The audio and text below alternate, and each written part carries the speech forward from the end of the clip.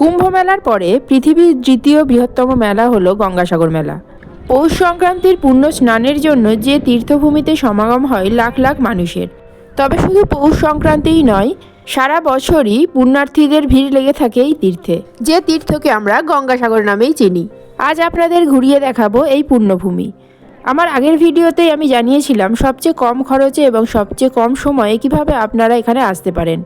যদি ভিডিওটা না দেখে থাকেন তাহলে আই বাটনে ক্লিক করে অথবা ডেসক্রিপশনে দেওয়া লিঙ্ক থেকেই আপনারা ভিডিওটা দেখে নিতে পারেন। আজকের ভিডিওতে জানাবো মন্দিরে পুজো দেবেন কিভাবে, পুজোর ডালা কোথায় পাবেন, পুণ্য স্নানের জন্য হেঁটে কীভাবেই স্নানের ঘাটে পৌঁছতে পারবেন। এছাড়া একদিনে যদি আপনারা ফিরে যেতে চান তাহলে সাময়িকভাবে বিশ্রাম নিতে পারেন কোথায়। মেলার আর মাত্র 20 দিন বাকি আছে। এই সময় মেলার প্রস্তুতি কেমন চলছে পুরোটাই দেখাবো আজকের এই ভিডিওতে। তাই পুরো ভিডিওটা দেখতে থাকুন, আর ভালো লাগলে লাইক কমেন্ট শেয়ার করে দেবেন। চ্যানেলে নতুন বন্ধু হলে চ্যানেলটা সাবস্ক্রাইব করে নেবেন, যাতে আমার দেওয়া ভিডিওগুলো খুব তাড়াতাড়ি আপনাদের কাছে পৌঁছতে পারে।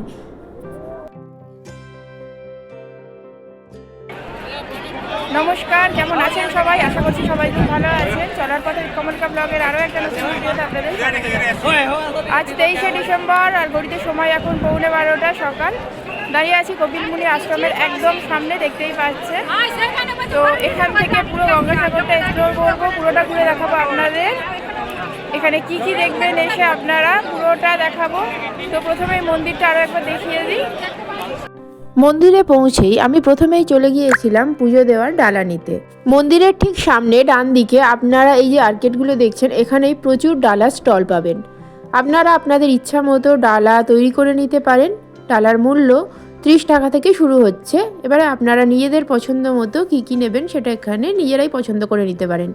আর এখানে যে শুধু পূজা দেওয়ার ডালাই পাওয়া যাচ্ছে তা কিন্তু নয়, আপনারা চাইলে এখান থেকে নিজেদের ইচ্ছা মতো এই যে দেখছেন বিভিন্ন তামা বা পূজার সামগ্রী তাতে পাওয়া যাচ্ছে, এবং ব্যাগ, ঘর সাজানোর জিনিসপত্র, প্রচুর জিনিস আছে এখানে, সেগুলোও সংগ্রহ করতে পারেন।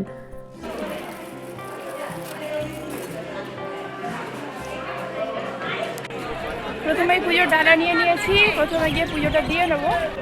আর দেখুন মন্দিরের গেটে ভালোই লাইন আছে এখন, তো আমিও লাইনে দাঁড়িয়ে পড়বো। আর যেহেতু মেলার মাত্র আর কয়েকটা দিনই বাকি আছে, তাই দেখুন মন্দির সারানোর কাজও এখানে চলছে প্রতি বছরের মতো। চলে এসেছি মন্দিরের ভিতরে। কপিলমুনির এই মন্দিরের ভিতরে আর কোন কোন দেবদেবীর মূর্তি আছে আপনাদের দেখিয়ে দিই। প্রথমেই আছে শ্রী রাধাকৃষ্ণজি, তারপরে শ্রী সংকটমোচন হনুমান, তারপর দেখতে পাচ্ছেন শ্রী সীতারাম দরবার, আর তারপরে আছে শিব দরবার। এখানে শিব ঠাকুরের সাথে গণেশ ঠাকুরেরও একটা মূর্তি দেখা যাচ্ছে।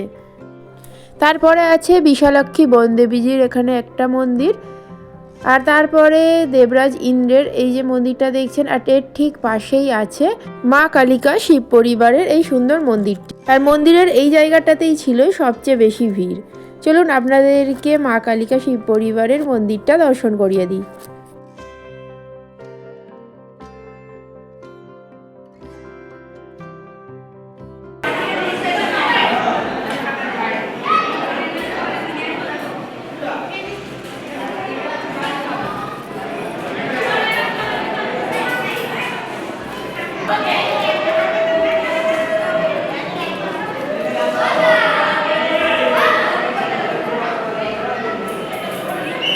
মন্দিরের বাকি অংশটা তো ঘোরালাম, এবারে চলুন আপনাদেরকে ঘুরিয়ে দেখাই এই মন্দিরে কপিলমুনির মূল পূজা যেখানে হচ্ছে সেই জায়গাটা। সেখানে দেখুন পুরোহিতরা দাঁড়িয়ে আছেন, আর সব যারা পুণ্যার্থীরা পুজো দেবেন ওনারা এই লাইন দিয়ে রেলিংটার পাশ থেকে আসছেন, এসে পূজার ডালা ওনাদের হাতে দিচ্ছেন, এবং ওনারা সেটা পূজা করে আবার ফিরিয়ে দিচ্ছেন। অনেকটা ঠিক আমাদের দক্ষিণেশ্বর মন্দিরের পূজার মতো, কিন্তু এখানে পার্থক্য এটাই যে আপনারা সরাসরি মন্দিরের ভিতরে এসে পূজাটা দিতে পারবেন। পূজার পরেই মূল গেটটা থেকে বাইরে আসলেই এখানে একটা তুলসী মঞ্চ দেখতে পাবেন, যেখানে সবাই আলতা, সিঁদুর আর ধূপ দিয়ে পূজা করছেন, তার সাথে এই নানা ধরনের লাল চেলিও বাঁধছেন। আপনারাও এখানে লাল চেলি বেঁধে মানত করতে পারেন, আর তার সাথে অবশ্যই এটাকে প্রদক্ষিণ করে নেবেন। তো আমি ওই জায়গাটাকে প্রদক্ষিণ করে নিলাম, আর দেখুন কত লাল চেলি এখানে বাঁধা আছে, আর তার সাথে আলতা সিঁদুর তো প্রচুর এখানে দিয়ে ওনারা পুজো করছেন। তো পুরো জায়গাটাকে প্রদক্ষিণ করে নেব, তারপরে আবার আপনাদেরকে বাকি জায়গাটা ঘুরে দেখাবো।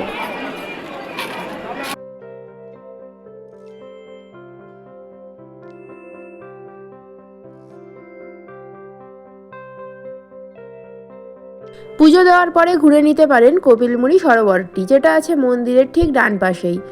এখানে একটা ছোট্ট পুকুর আছে, আর সেই পুকুরের ঠিক মাঝখানে আছে গঙ্গা দেবীর সুন্দর একটা মূর্তি। দারুণ লাগবে এই জায়গাটা, আর এর চারপাশে বসার প্রচুর জায়গাও আছে। সরোবর ঘুরে চলে এলাম বাইরে, আর এখানে একদম সামনাসামনি দেখতে পাচ্ছেন একটা জলসত্র, আর তার ঠিক উল্টো দিকেই আছে এই নাট মন্দিরটা। দেখতে পাচ্ছেন বিশাল বড় নাট মন্দির। এখানে চাইলে আপনারা কিছুক্ষণের জন্য বিশ্রামও নিয়ে নিতে পারেন। বিশেষ করে যারা একদিনের জন্য ঘুরতে আসছেন তারা এখানে কিন্তু কিছুটা সময় বিশ্রাম নিতেই পারেন। আর তাছাড়া এর ঠিক সামনেটাই প্রচুর স্ট্রিট ফুডের স্টল আছে, প্রচুর ফলের দোকানও আছে। চাইলে এখান থেকে টুকটাক খাওয়া দাওয়া আপনারা সেরে নিতেই পারেন। তো এই জায়গাটা তো পুরোটাই আপনাদের ঘুরিয়ে দেখালাম। এবারে চলুন যাব সাগরের দিকে। ঠিক মন্দিরের সামনে থেকে সোজা যে রাস্তাটা চলে গেছে, এই দেখুন এটা হলো কপিলমুনির মন্দির, আর এর মন্দির থেকে একদম সোজা যে রাস্তাটা চলে গেছে, এই রাস্তাটা ধরে ঠিক 3 থেকে 4 মিনিট হেঁটে গেলেই আপনারা পৌঁছে যাবেন সাগরের কাছে। আর এখানে মেলা উপলক্ষে বিশাল বড় একটা গেট তৈরি করা হচ্ছে, মেলার প্রস্তুতিটাও আপনাদেরকে দেখাবো। এটা পার করে গেলেই আপনারা সামনে সাগর দেখতে পাবেন, কিন্তু এখান থেকে আপনারা সাগরে নামতে পারবেন না। এখানে প্রচুর কাজ চলছে, দেখুন বাঁধের কাজও চলছে। আপনারা কিভাবে সাগরে নামতে পারবেন, কিভাবে স্নান করতে পারবেন কোন জায়গাটা থেকে, সেটাও আপনাদেরকে এবারে দেখাবো। এখন আমি যে জায়গাটাতে দাঁড়িয়ে আছি, এটা আপনারা কপিলমুনির আশ্রম থেকে সোজাসুজি চলে আসলে এই জায়গাটাতে পৌঁছে যাবেন। আর দূরে দেখুন কপিলমুনির আশ্রমটা দেখাও যাচ্ছে এখান থেকে। আর এখান থেকে আপনারা চলুন এবারে কিভাবে স্নানের ঘাটে পৌঁছবেন সেটাও আপনাদেরকে দেখিয়ে দিই। এখান থেকে আপনাদেরকে ডান দিকে যেতে হবে। দূরে দেখুন প্রচুর মানুষ স্নান করছে, ক্যামেরায় কতটা দেখা যাচ্ছে বুঝতে পারছি না, ওই যে দূরে দেখা যাচ্ছে ওই জায়গাটাতে যাব। কিন্তু এখানে আপনারা জিজ্ঞাসা করলে অনেকেই এখন বলবেন যে টোটোতে করে যেতে হবে বা গাড়ি নিতে হবে। আমি বলবো একদমই যাবেন না। এই সমুদ্রের প্যারালালি এই রাস্তাটা দেখুন তৈরি হচ্ছে, এটা মেলা উপলক্ষেই তৈরি হচ্ছে। আপনারা সোজাসুজি এই রাস্তাটা ধরেই চলে আসতে পারেন ওই স্নানের ঘাটে। আর এখানে আসার সময় মেলা উপলক্ষে যে অস্থায়ী টেন্টগুলো তৈরি হবে তার জন্য দেখুন এখানে বাঁশগুলো বাঁধাও হচ্ছে, কিছু টেন্ট তো অনেকটা তৈরি হয়েও গেছে। আর এই যে প্যারালালি রাস্তাটা যাচ্ছে দেখুন সাগরের, এই জায়গাগুলো এখন ফাঁকা আছে, কিন্তু এই 20 দিনের মধ্যে এই জায়গাগুলোতেও প্রচুর টেন্ট হয়ে যাবে, পুরো জায়গাটা ভরে যাবে। কারণ লক্ষ লক্ষ মানুষ আসবেন এখানে, সবাইকার থাকার জন্য হোটেল বা আশ্রমে জায়গা দেওয়া সম্ভব নয়। সেই কারণেই এই ধরনের প্রচুর অস্থায়ী টেন্ট এখন তৈরি করা হয়। আর তার সাথে এই ধরনের দোকানও আপনারা পেয়ে যাবেন। সমুদ্রের যত কাছাকাছি আসবেন, মানে স্নানের ঘাটটার যত কাছাকাছি আসবেন, সেখানে আরও এই ধরনের প্রচুর দোকানও আপনারা দেখতে পাবেন। মাত্র 4 থেকে 5 মিনিট হেঁটেই আপনারা এখানে চলে আসতে পারবেন। আর অন্যান্য সি বিচে যেমন প্রচুর দোকান দেখতে পাওয়া যায়, এখানেও আপনারা সেরকমই দেখতে পাবেন। তার সাথে আরও একটা জিনিস দেখতে পাবেন, এখানে কিন্তু চেঞ্জের জন্য এরম অস্থায়ী কিছু টেন্ট তৈরি করে রাখা আছে। আপনারা চাইলে সেখানে চেঞ্জ করতে পারেন স্নানের পরে, যার মূল্য নেবে ওনারা 20 টাকা করে। আর তার সাথে এখানে গঙ্গা দেবীর কিছু মূর্তিও আছে, সেগুলো আপনাদেরকে পরে দেখাচ্ছি। তার আগে চলুন সমুদ্রটা আপনাদেরকে দেখিয়ে আনি।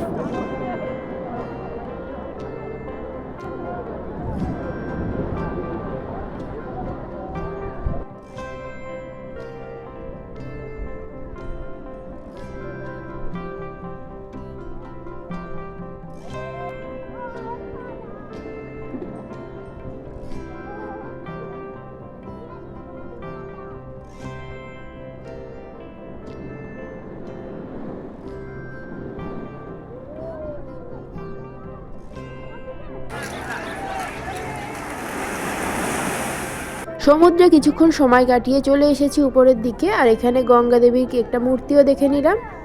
তো চলুন এবারে যাব আবার মন্দিরের দিকে। আর মন্দিরের রাস্তায় ফিরে আসার সময় আপনারা এখানে যে দোকানগুলো দেখতে পাচ্ছেন সেখান থেকে টুকটাক কেনাকাটা সেরে নিতে পারেন। আর মন্দিরের ঠিক কাছেই আছে টোটো স্ট্যান্ড। যদি আপনারা চান এখানে সাইট সিইং করবেন, তাহলে মেলার আগেই আপনাদেরকে সেই সাইট সিইংটা করতে হবে, কারণ মেলার সময় সেগুলো আর সম্ভব হবে না, কারণ টোটো আপনারা পাবেন না, কারণ এত মানুষের ভিড় হয়ে যাবে।